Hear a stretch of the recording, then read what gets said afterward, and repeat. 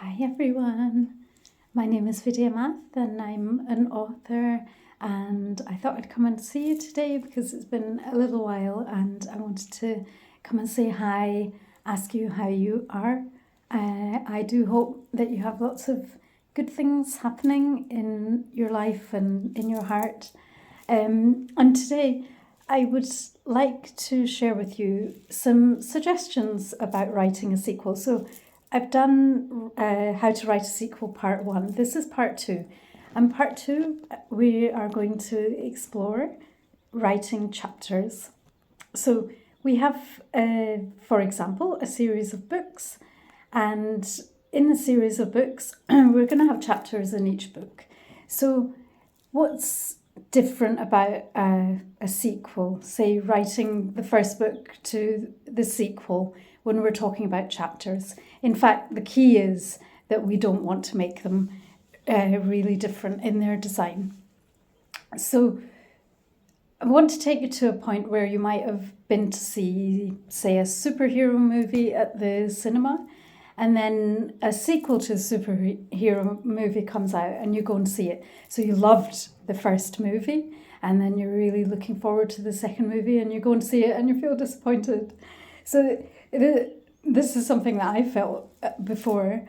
And let's look at some of the reasons why that might happen, where that disappointment comes from. So what you experienced the first time round is something that really made you want to have more of the same thing. So the same thing. When you're writing a series of books, if somebody has liked your first book and comes back to read the sequel, they're not looking for something wildly different. And that goes for chapter headings too. So chapters, how do we configure them? In your first book, if you had a theme for your chapters, so if we look at, I'm going to take an example from one of my books. So the first book, it was themed on stamps. And so the chapters, they would be around that sort of theme. So if we look at, for example, one of the chapters is called The Old King. The Old King is actually the name of a stamp. It's a story in the book, but it's also a stamp. There's a stamp of the Old King. The book itself is called The Book of Stamps. So when we go to the title of the book, we can derive our chapter headings from there. So if it's the Book of Stamps, then the names of the stamps might be good names for the chapters if that's going to work for the story. So if we come to writing a sequel, then if we had a theme in our first book that derived from the title, then we can use a theme like that again for the sequel. So I'm going to invent a series just now. This is not a real series, but let's think about if I was writing a series of books. And I'm going to start off with, I'm going to call the first book, for example, Stones.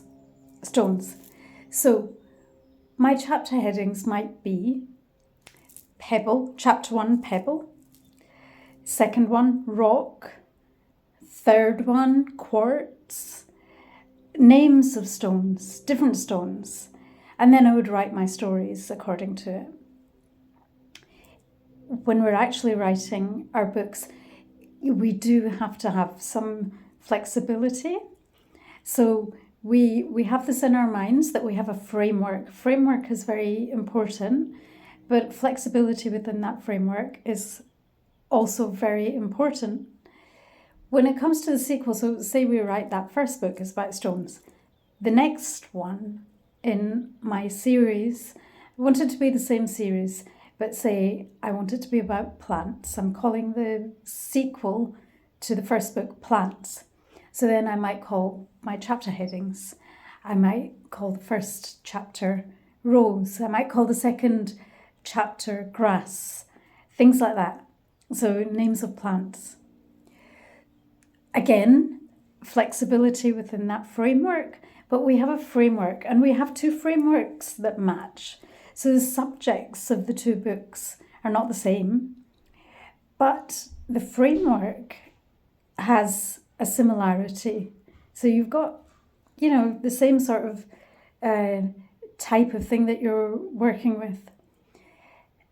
And it is, I feel, and this is a suggestion, important to work within the framework that you have chosen. The reason being, if we think about our readers, when we're reading something, we want to feel safe. I'll put that in inverted commas, and what I mean by that is you kind of want to feel you're immersing yourself into a book, and if you get a sense of stability in that book, of course there's the flexibility to give excitement to the story, to surprise the reader, all of that, but if underpinning that there is a sense of stability, that's very powerful. So if you read the first book, you're reading the chapter headings and they're the names of stones. You have the second book, it's called Plants. You have the names of plants as chapter headings. Pretty solid frameworks. And so if we think of our readers like, if we imagine the analogy of an elastic band.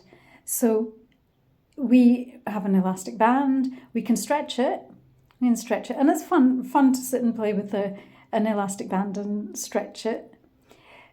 But it's not as much fun when it breaks, because once it's broken, it's broken. And the frameworks of books, especially when you come to a sequel, the framework is a bit like that. As in, your reader has come back to you, because they feel that, they're in good hands when they come to your stories. So we don't want to affect that. We don't want to demolish their trust and feeling and like stepping into our books. We want to give them that same feeling. And we don't want to stretch that framework so far that it breaks. So we have flexibility. Not all your chapters have to be. Let's take our sequel, so this pretend sequel, Plants. Not all the chapters have to have the name of a plant, no. But if we've got an overall framework that, a reader can feel is tangible, then it makes them feel safe in your hands. It's an author who has created a framework that you can step into, and a framework that doesn't have holes that the readers can fall through. So this is a little bit of suggestion or guidance that I wanted to impart to you about writing a sequel and about the chapter headings. So I'll be back again soon with another topic, possibly a reading from one of my books.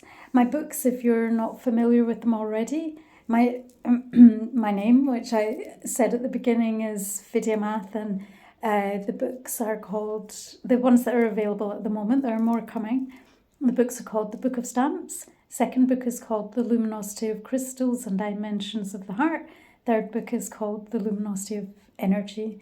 If they are available globally in paperback and on Kindle, so do check them out if you like the content. They are magical stories, but they one of them is classed as magical realism because it dips into the magic that we come across in life. And then the other books are fiction, but they are also very magical. And there are a lot of messages in there about life. Things that I read myself when I have to proofread my books and stuff, and when I read them, those messages, I don't think I have any here, but I actually have them printed onto coasters and things so that I can put them around my home, because the messages are so meaningful. So yes, you might really enjoy seeing what those messages are and enjoy the stories. So if you read the books, then I hope you really enjoy them. And meanwhile, I'm going to wish you an amazing day. I'm going to wish you joy in here and all things wonderful. And I will see you again soon.